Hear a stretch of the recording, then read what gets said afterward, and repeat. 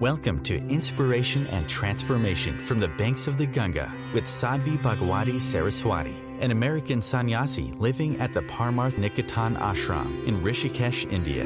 Sadhvi is president of the Divine Shakti Foundation, a charitable organization bringing education, vocational training, upliftment, and empowerment programs to women and children. Sadhvi is also Secretary General of the Global Interfaith Wash Alliance and Director of the world-famous International Yoga Festival. Join the musings of an American sannyasi as Sadhvi shares the wisdom and teachings of her guru, His Holiness Pujya Swami Chidanand Saraswatiji. Welcome, everyone, to Inspiration and Transformation from the holy banks of the sacred Ganga River in the land of Rishikesh, India. How do I know that I'm meditating?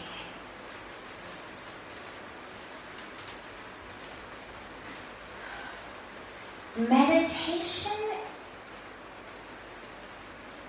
it's not black or white.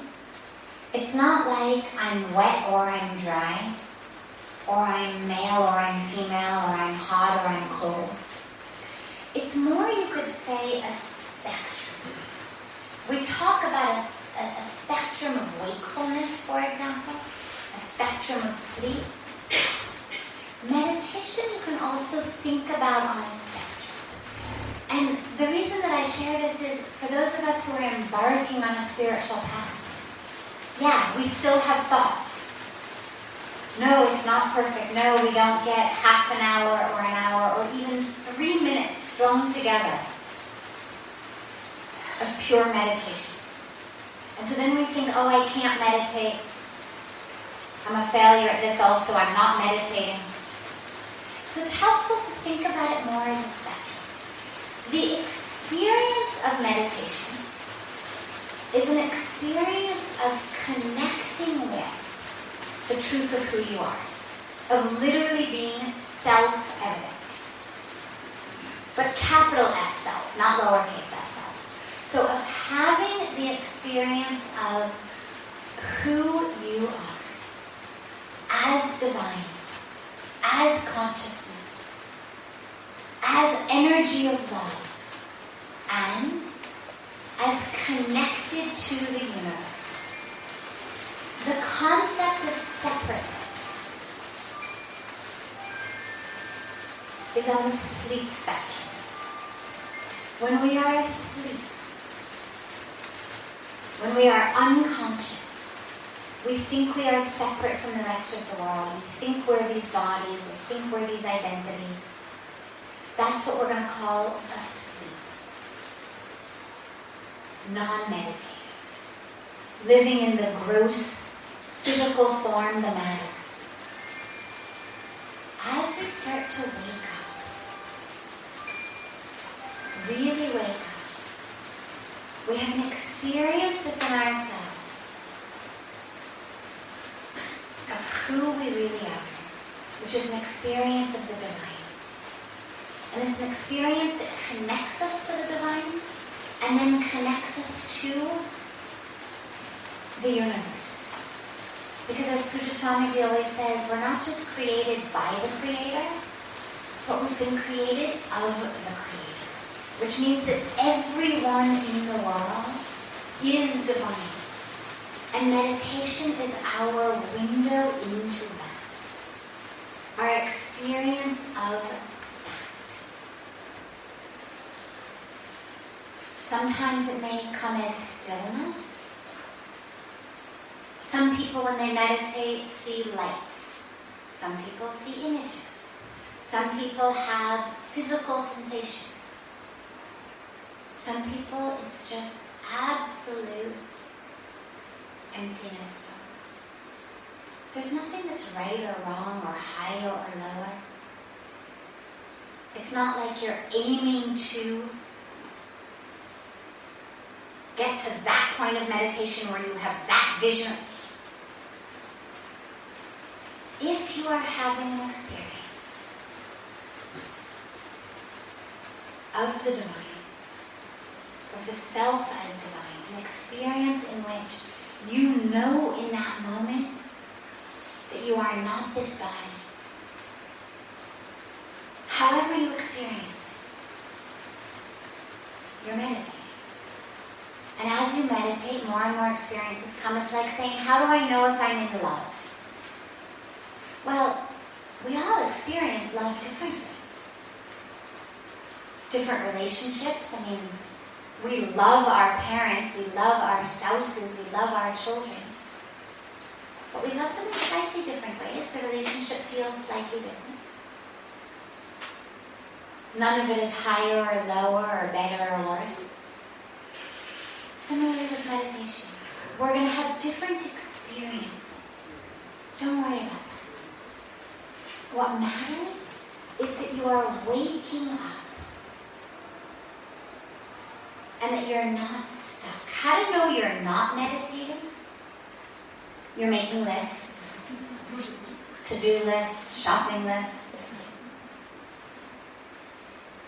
How to know you're not meditating? You're worrying. How to know you're not meditating? You're caught up in a drama. There's a story. It's like you're watching a movie. You could be rewatching something that happened. You could be inventing something, how it should have happened instead. You could be watching what you think is going to happen, planning it, rehearsing it, not meditation. So if there's a drama, a script, players, lists, fears, we're not meditating. When the drama drops, the roles drop, the masks drop, the costumes drop, and there's no way. That's a clue you're meditating. Just do it. Don't judge yourself too much. Because the other problem that comes in is the analysis. You're in the middle of meditating and then the voice comes, I wonder if I'm really meditating. Is this meditation? And even if you were meditating, now you're not meditating. Because meditation is not analysis. It's not judgment. It's not naming. If you're trying to write an essay on your experience, it's not meditation. It's also not love. The same rules that apply to love apply to meditation. Meaning, when you are in the arms of your beloved, whether it's a grandparent, a child, a spouse, a tree, the self. Because we can also embrace ourselves. It's a beautiful meditative practice to literally just embrace and love the self. So whoever's arms you're in, if in that moment you're making lists, you're watching some drama, you're analyzing your love, doesn't matter whose arms you're in, you're not in love at that moment. In order to be in love, you have to be there in that moment. You have to actually be experiencing it. And the same is true about meditation. You have to actually be there and experience it. And when it happens, the very self opens. I don't want to say explodes, because then you're going to be looking for fireworks. But the very nature of who you think you are dissolves. You melt. You melt and merge into the universe, into consciousness, into love. And that's meditation. And then the last and other beautiful part of it is, it stays with you. Just like love does. You're in the embrace of the loved one. Now you're out of the embrace of the loved one. But you're still in love. The embrace just kind of recharges the batteries. Reconnects you. Same with meditation. It's not that you open your eyes and stand up and suddenly it's gone. It should stay with you. the experience, the awareness, the knowing, the truth. It stays with you. Doesn't mean that we always speak very, very calmly, very slowly. Doesn't mean we don't get excited. Doesn't mean that we move in slow motion.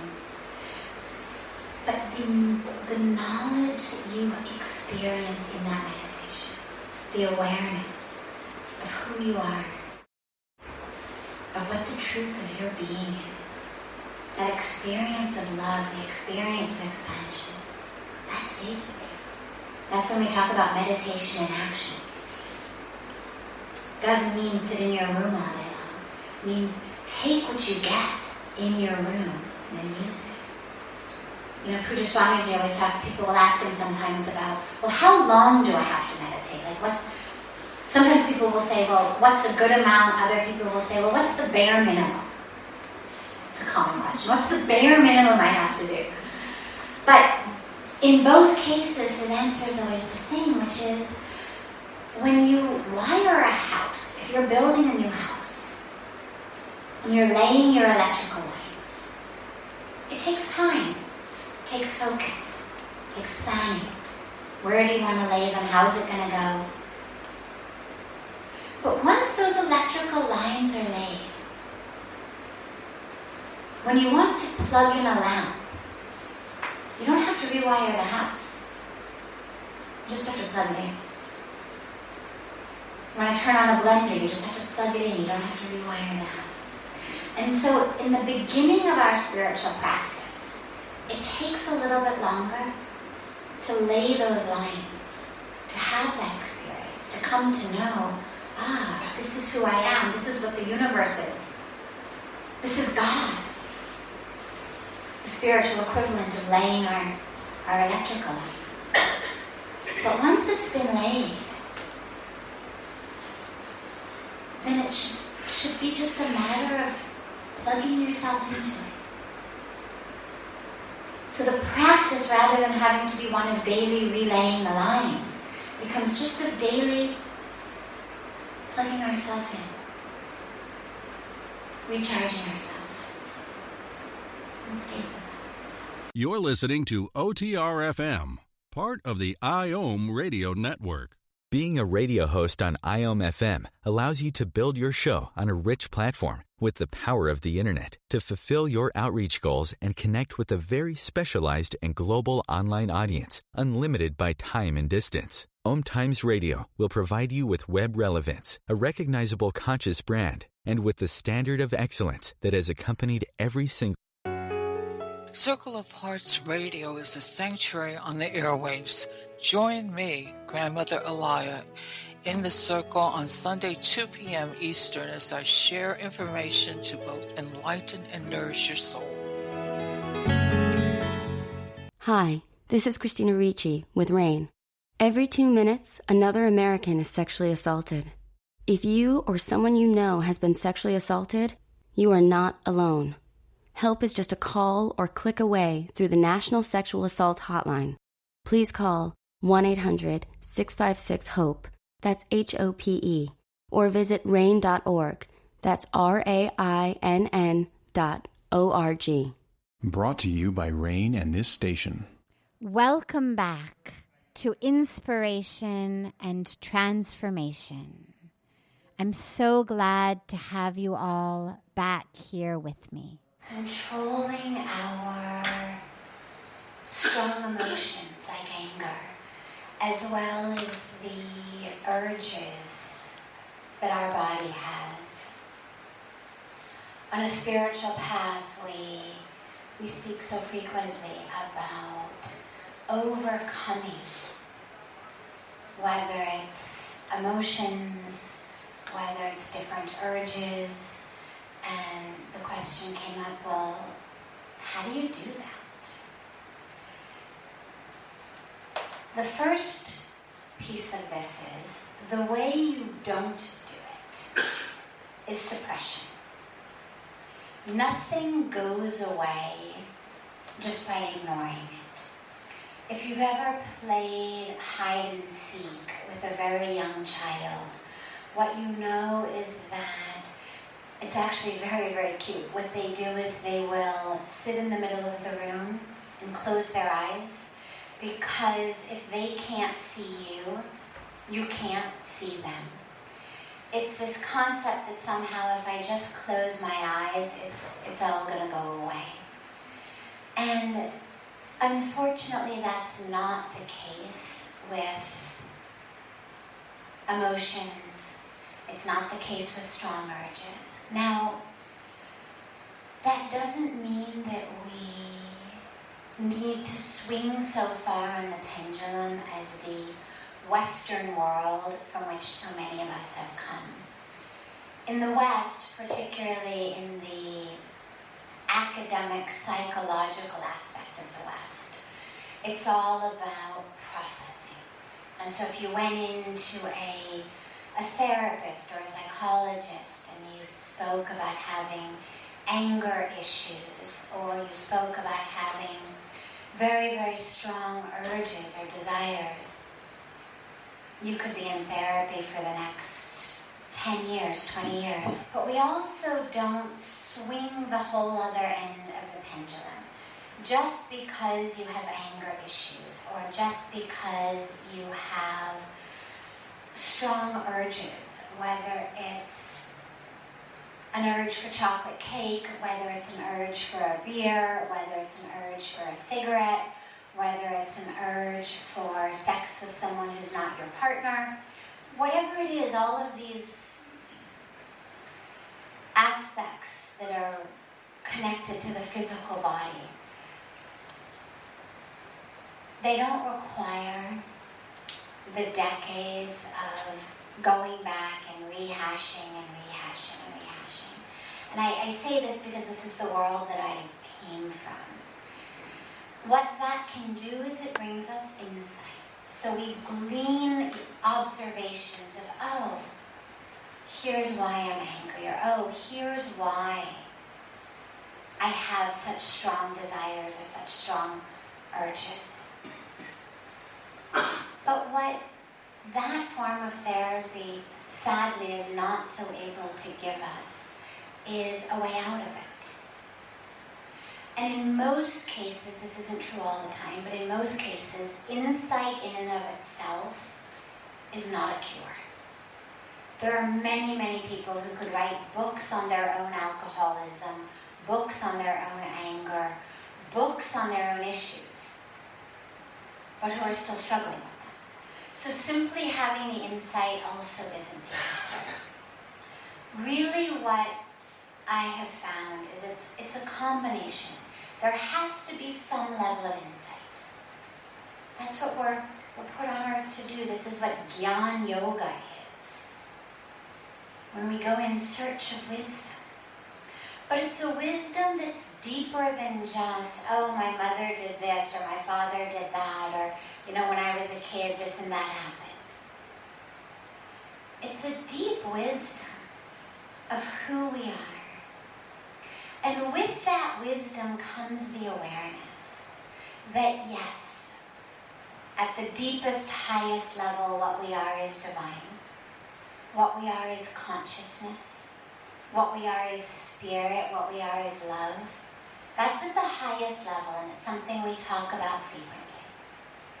And yet, that consciousness, that love, that spirit, that divinity is here in a human form. And I've got very, very strong faith in God. And part of that strong faith in God is that He wouldn't give us something just for the purpose of us learning how to ignore it.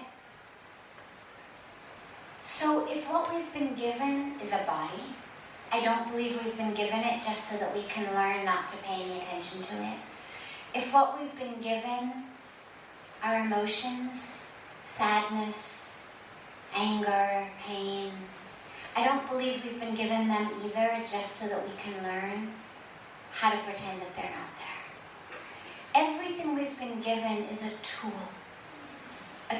to our own awakening, a tool to our own unfolding, a tool to our own enlightenment. And in this case, well,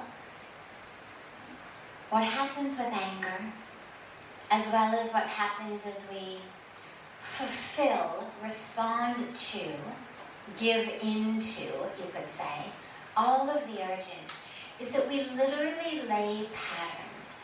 In Indian culture, we speak about what's called sanskaras. In the West, we talk about neurological patterns, or in science, we would call them neural circuits. And really all it's saying is that what you do today, you're more likely to do tomorrow. That if I've got this little metal plate and I take my glass of water and I pour the glass of water over the plate, it's going to come down pretty evenly. But if I take my fingernail or a key or something and I over and over and over again start to go in one spot, and then I pour the water, what's going to happen? Where's it going to go? In the spot that I've, in the groove that I've created. And then when the water goes there, what does it do? Makes it deeper. Yeah. So it becomes this vicious cycle. Every time you get angry, and I don't mean every time that just the emotion comes to you, but I mean every time you act on it, you're deepening the groove and making yourself more likely to act on anger in the future. Every time you give in to the urge that says, I just need a couple of drinks, I just need a cigarette, oh, it's not so bad, everybody does it, whatever the it may be. Every time you give in to that urge, you're increasing the likelihood that next time you'll give into it. And what's important about that is every time that we give in, what most of us tend to tell ourselves is, just one more time. This is the last time. From tomorrow morning, from Monday, from January 1st, from my birthday, whatever auspicious date we tend to choose, then I won't do it anymore. Just one more time. What that one time has done is increased, not decreased, the likelihood that you'll do it again. And so the solution becomes a balance of awareness, insight, and discipline. We are aware of what's happening because if you're not aware of it, you have no chance. There's anger. Puja Swamiji talks about how as your spiritual practice strengthens, you can start literally seeing anger as though it were coming from across the room. Before we begin, we find ourselves already having slapped someone, having hit someone, having punched a hole through a wall, having said something we didn't want to say. And it's only in the aftermath that we wonder, what happened? But as you start the practice, you get more and more clarity. And what that clarity does, that awareness does, the mindfulness does, is it doesn't prevent anger. Mindfulness is not an antidote to emotion. Mindfulness does not numb you or dull you. What it is an antidote to being the slave of emotion. And those are two very different things, but it's a very important distinction. We don't become rocks. But rather than finding ourselves in the aftermath of something, we find ourselves in the pre-math of something, a new word I just invented. But we see it coming. I'm starting to feel anger. And long before we've hit, we've screamed, we've kicked, we've said something, long before that, we're able to witness it. And the incredible thing, whether it's emotions or whether it's urges, is they have a very short half-life.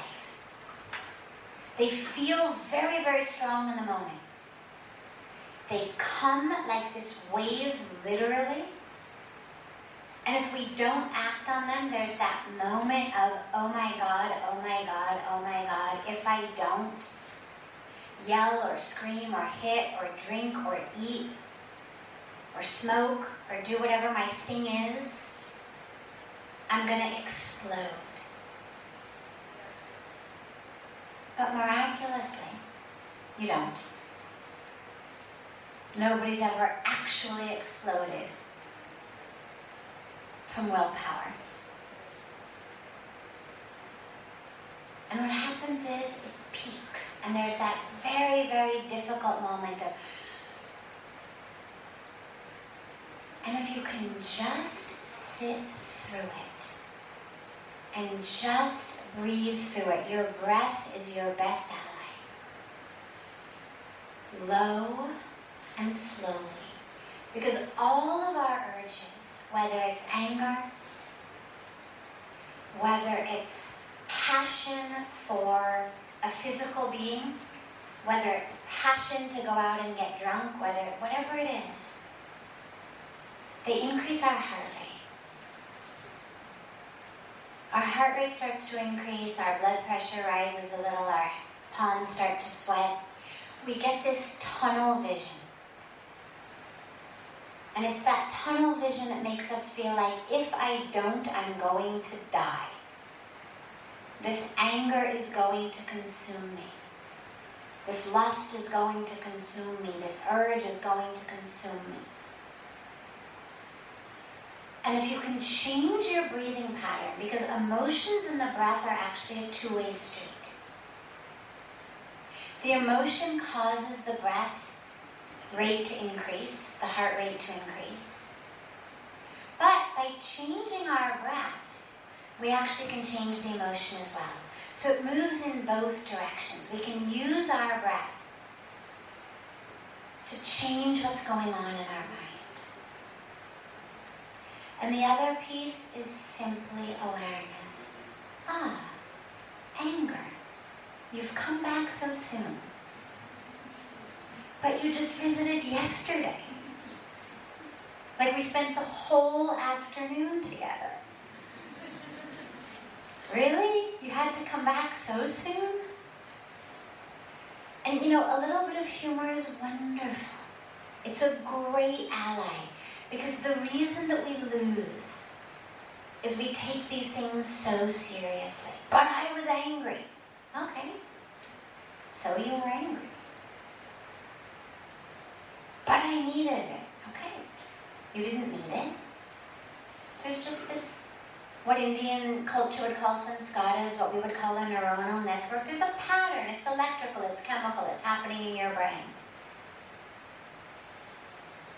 The pattern happened. Didn't render you any less of a human being. So if we can bring a little humor into it, actually, it's wonderful. Anger. Lust. It's never enough, is it? Addiction.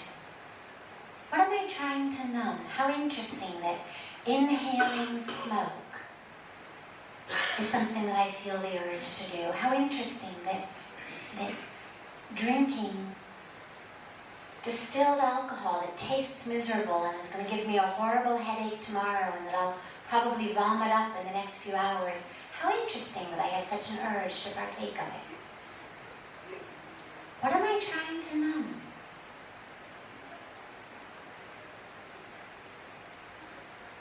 Chocolate cake. You taste so good on the first bite, and yet I never stop with a bite. I never stop even with one piece. I eat long after I taste the food. What am I numbing? And that's where the insight comes in. In that moment. It's there. Okay, it's right up. It's in front of you. Look at it. Try to really see the emotion, see the urge. What's it trying to tell you? What are we running from in our lives that our addictions help us ignore?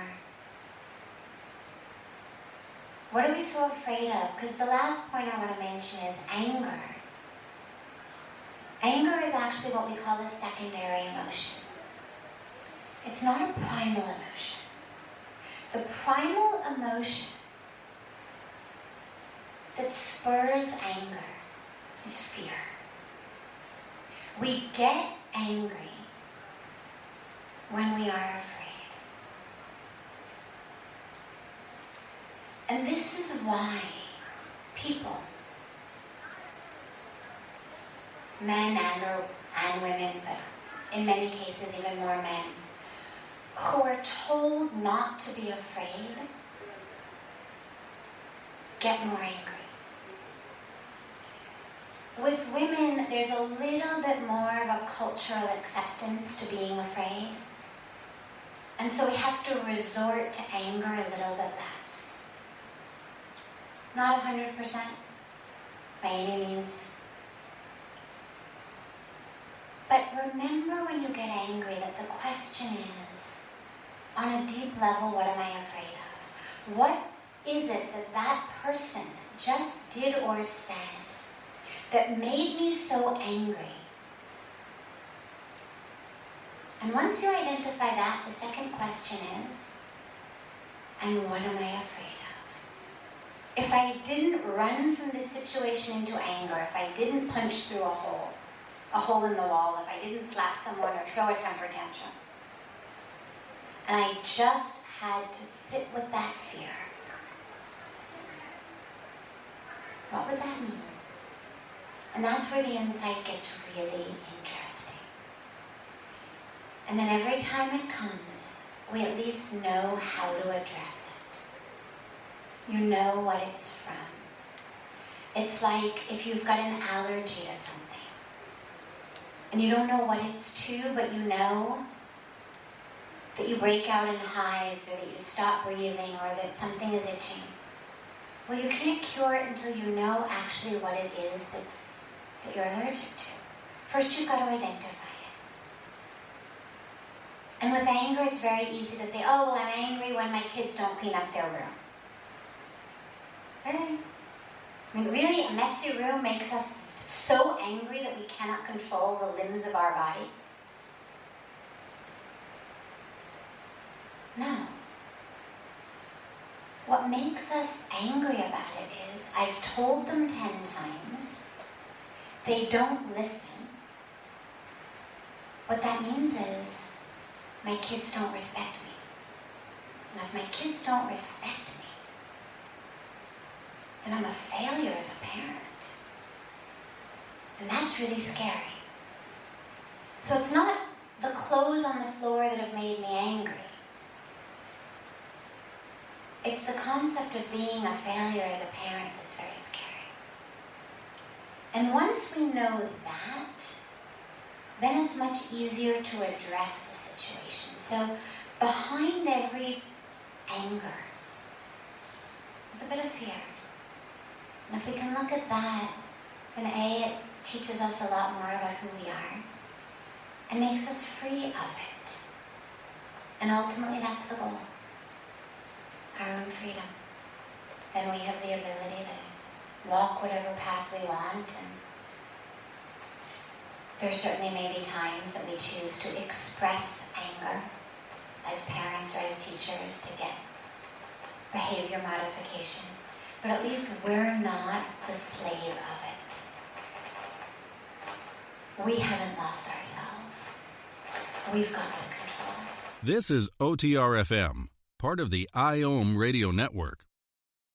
OMTimes Magazine is one of the leading online content providers of positivity, wellness, and personal empowerment. A philanthropic organization, their net proceeds are funneled to support worldwide charity initiatives via Humanity Healing International. Through their commitment to creating community and providing conscious content, they aspire to uplift humanity on a global scale. OMTimes, co-creating a more conscious lifestyle. Do you have time to read that inspiring book? or that blog post you've been meaning to get to? In your busy world, how do you improve yourself and keep your life going?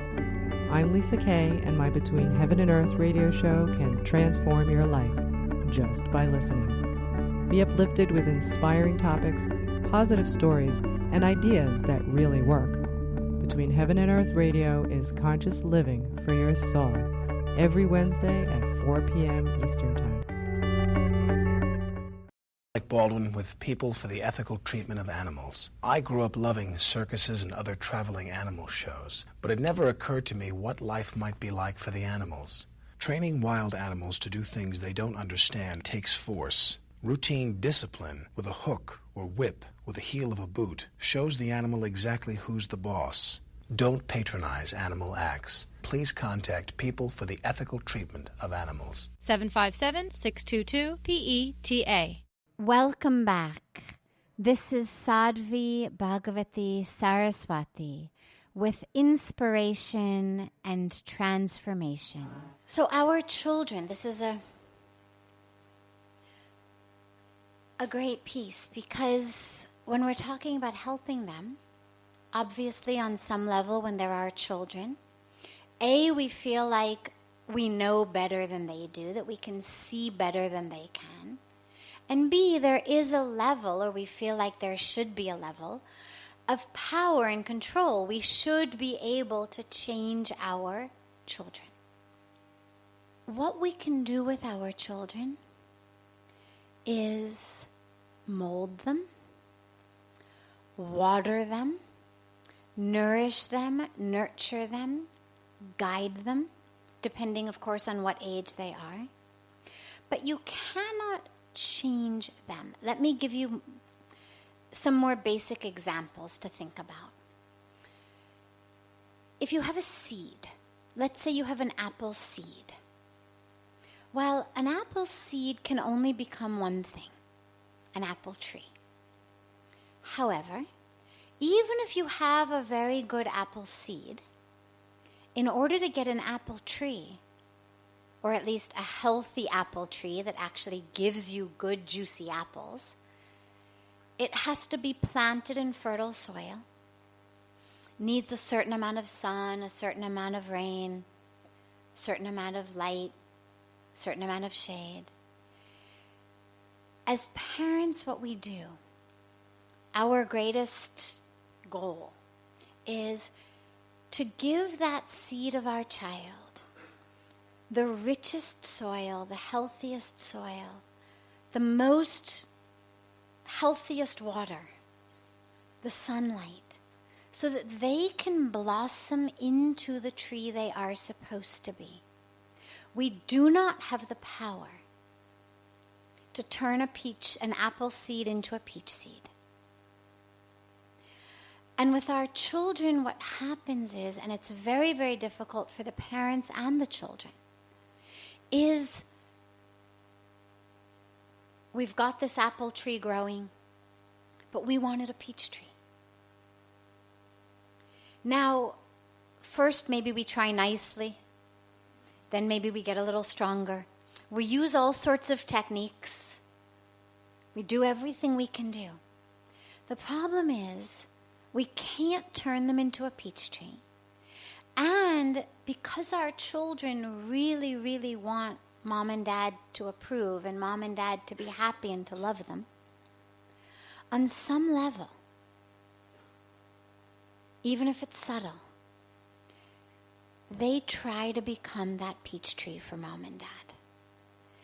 And so they do not allow themselves to actually be the apple tree that they are, because they're trying to become a peach tree for mom and dad, or for society, or for the culture.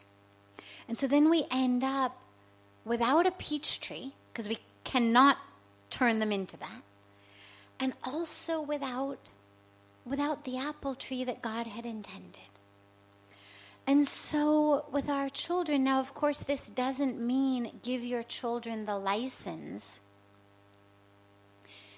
to be decadent, to be reckless, to be lazy, to be stupid, to make bad decisions. That's not what we're talking about.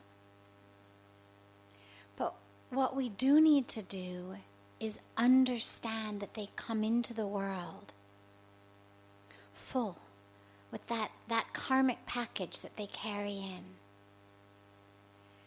And what our role as their parents are is to nourish and nurture that seed in such a way that in the most dharmic, dutiful, effective, flowing way,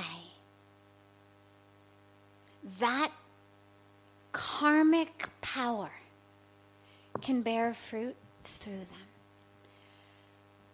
Depending on their age, how do we control what they do? Well, Pujya Swamiji always says, our children do as we do. Many parents love the motto of do as I say, not as I do. It's not a very effective model of parenting. It sounds good, but it's actually not what they do. They do as we do. And so what that means is that the onus is really on us. If we want honest children, we have to be honest people. If every time the phone rings, while we're getting ready to go out and meet some people and we're running late, and every time the phone rings and we see the number and we tell our child, I should take the phone and tell them we're on the way. Seems harmless enough. But what we're teaching that child to do is it's okay to lie to make your life easier. It's okay to lie when it's convenient. It's okay to lie when you think it's harmless. Seems simple. Then our children grow up and we wonder, why are they not truthful with us?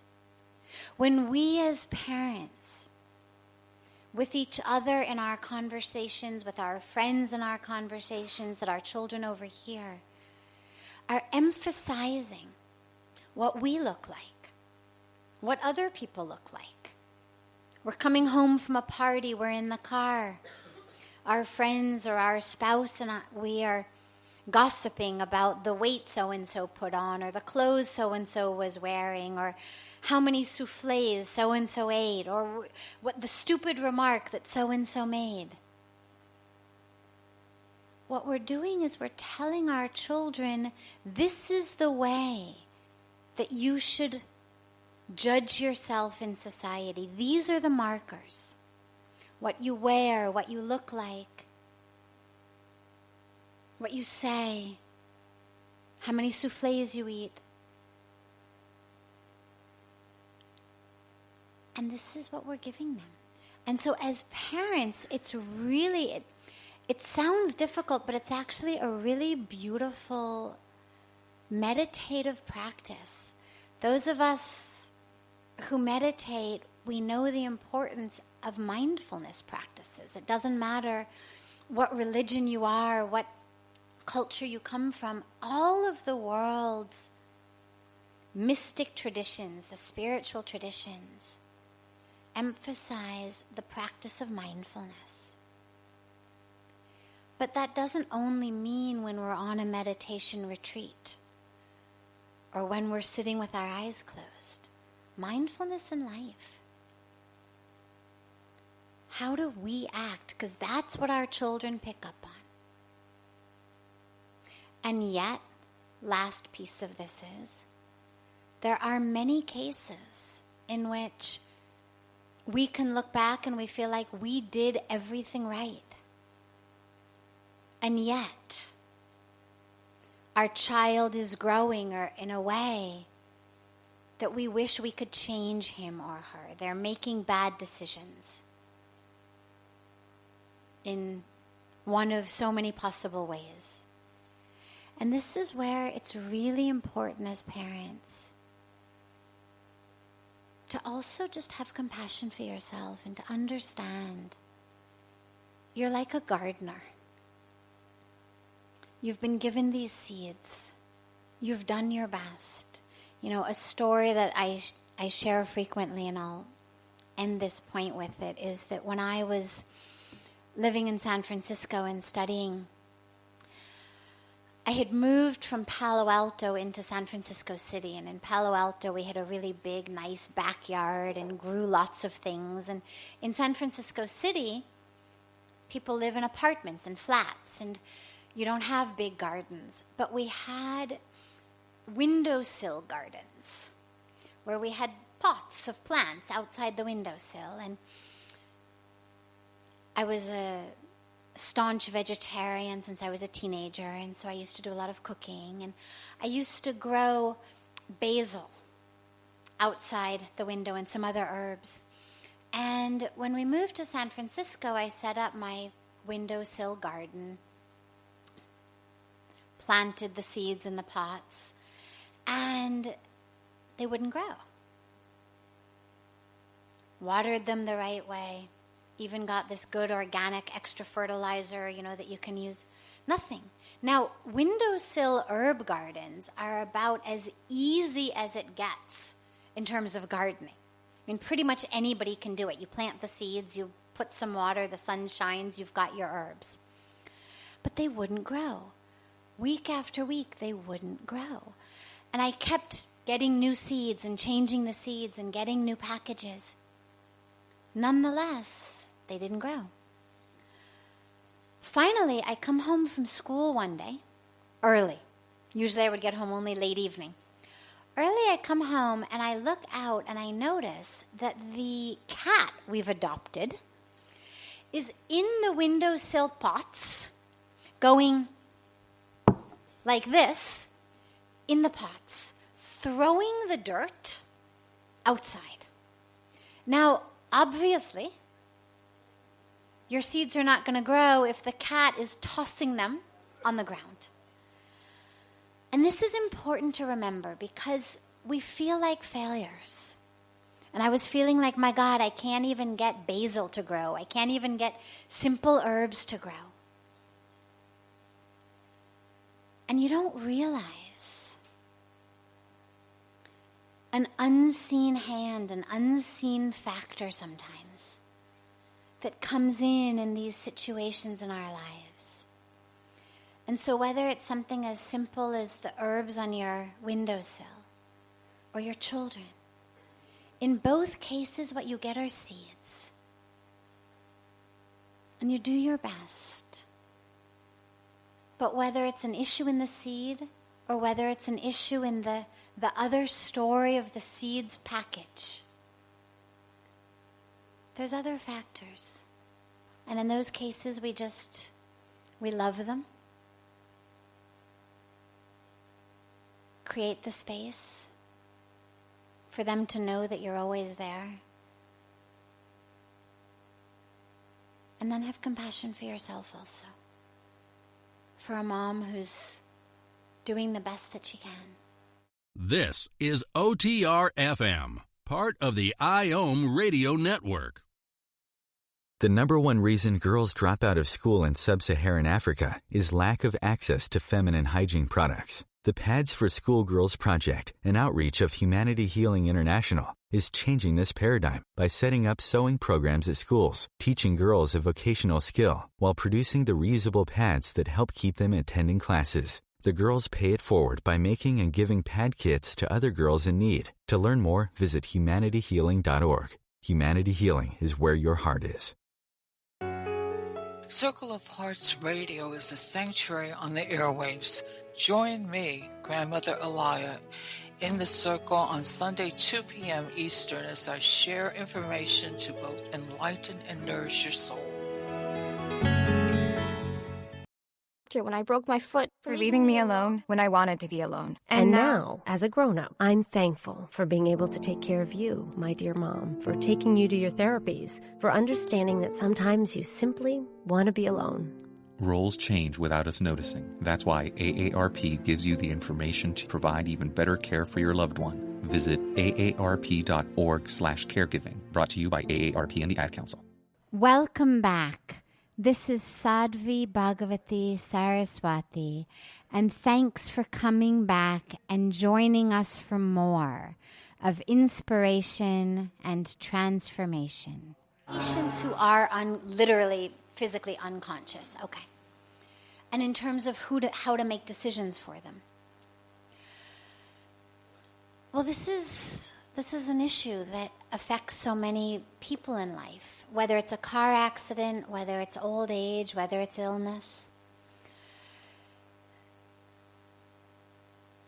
It's not a decision that I, sitting up here, can make, and the reason is there's no right or wrong. Different people want different things, and in many cases, we may say, well, I don't want to be kept alive, but if I turned the question around and I said, it's your child, it's your spouse, then we flip around and we say, forget it, keep them alive by all means possible. Because I have faith that someday some blessing will happen. They will come out of the coma. They will regain consciousness. Keep them alive. Now, as I began, there is no right or wrong answer. It's very personal. Different religions have different perspectives. Different people have different perspectives. And this is why it's so important in our lives to make sure that the people around us know, God forbid, what we would want in a situation like that. In America, I know there are actually forms that people can fill out. Otherwise, you're left in a very, very difficult situation. I can't sit here and tell you what to do with a patient who's unconscious. I think what most of us could say is if there's a chance of recovery and you've got the financial means and the medical means to keep them alive, to hope for recovery, sure, why not? No chance for recovery, no possibility. It's a decision. But I think it's a very, very personal decision. And something that people can only make for themselves and for the loved ones around them. But this is where it's so important. And it's not a pleasant subject, particularly for those of us who are young.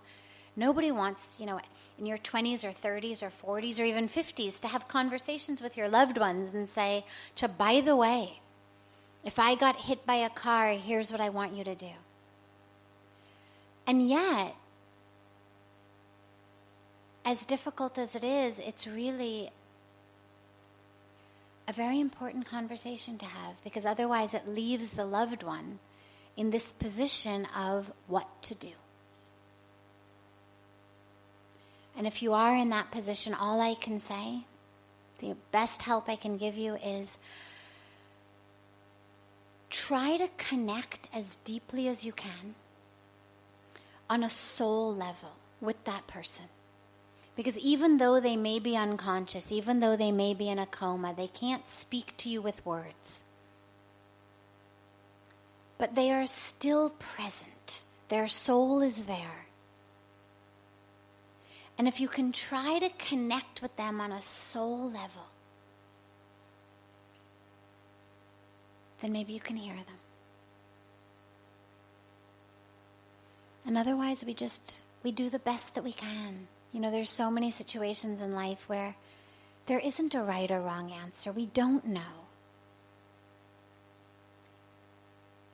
And we have to just take each moment with as much awareness, as much mindfulness, and as much compassion as possible. And not try to convince ourselves that there is a right answer or we should be doing something in a right way. And just move from the love in our heart. This brings to a close this hour of inspiration and transformation. Thank you so much for joining me. I'm so glad to be together with you all each week. And I look forward to being together again next Thursday, same time, on OMTimes Radio.